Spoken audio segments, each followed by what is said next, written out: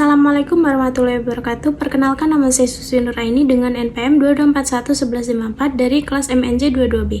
Di sini saya akan menjelaskan tentang apa itu kepemimpinan strategis dalam organisasi.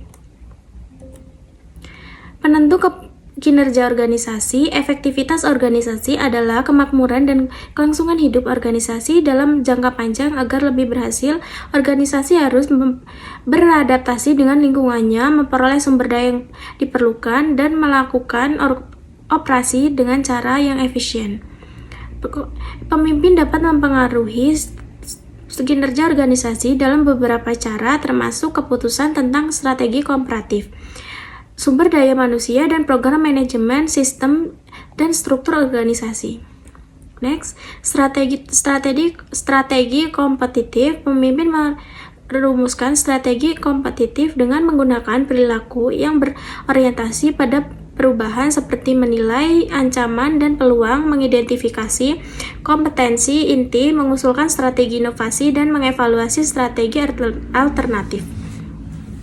Strategi ini dapat mencakup keputusan mengenai jenis produk atau layanan yang ditawarkan untuk menarik calon pelanggan, juga dapat melibatkan cara untuk memperoleh sumber daya kekurangan yang diperlukan, dan cara-cara mengembangkan organisasi dan memperluas pasar baru. Next, bagaimana pemimpin mempengaruhi kinerja organisasi? Kepemimpinan dapat melakukan banyak hal untuk mempengaruhi faktor-faktor penentu kinerja organisasi, dan terdapat dua pendekatan umum. Salah satu pendekatannya adalah dengan menggunakan perilaku kepemimpinan untuk mempengaruhi individu dan kelompok secara langsung. Kedua, membuat keputusan tentang strategi bersaing, struktur organisasi, dan program manajemen. Next, situasi yang mempengaruhi kepemimpinan strategis. Kendala pada eksklusi puncak. Keterbatasan waktu dan sumber daya. Tekanan waktu eksklusif sering kali harus membuat keputusan penting dan waktu singkat, terutama dalam situasi darurat atau kritis. Sumber daya terbatas. Keterbatasan dalam anggaran, tenaga kerja, dan teknologi dapat membatasi kemampuan untuk melancarkan dan mengeksekusi strategi jangka panjang. Kompleksitas pengambilan keputusan, informasi yang tidak lengkap. Keputusan strategis sering kali harus diambil berdasarkan informasi yang tidak lengkap atau ambigu. Pertentangan kepentingan, harap, dan tuntutan yang berbeda dari pemangku kepentingan seperti investor, karyawan, pelanggan dapat menyulitkan pengambilan keputusan yang seimbang.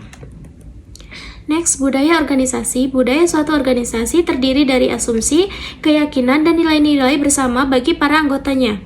Fungsi utama budaya adalah membantu masyarakat memahami lingkungan dan menentukan cara responnya, sehingga mengurangi kecemasan, ketidakpastian, dan kebingungan. Budaya dan kinerja organisasi. Nilai-nilai budaya dapat meningkatkan kinerja suatu organisasi jika konsisten dengan jenis proses yang diperlukan untuk mencapai misi dan beradaptasi dengan tantangan internal dan eksternal. Pedoman kepemimpinan strategis.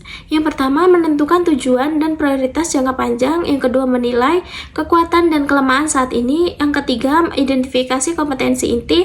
Yang keempat, mengevaluasi perlunya perubahan besar dalam strategi. Yang kelima, identifikasi strategi yang menjanjikan. Yang keenam, mengevaluasi kemungkinan hasil dari suatu strategi. Yang ketujuh, melibatkan eksekutif lain dalam memilih strategi. Sekian presentasi yang dapat saya sampaikan, kurang lebihnya saya mohon maaf. Wassalamualaikum warahmatullahi wabarakatuh.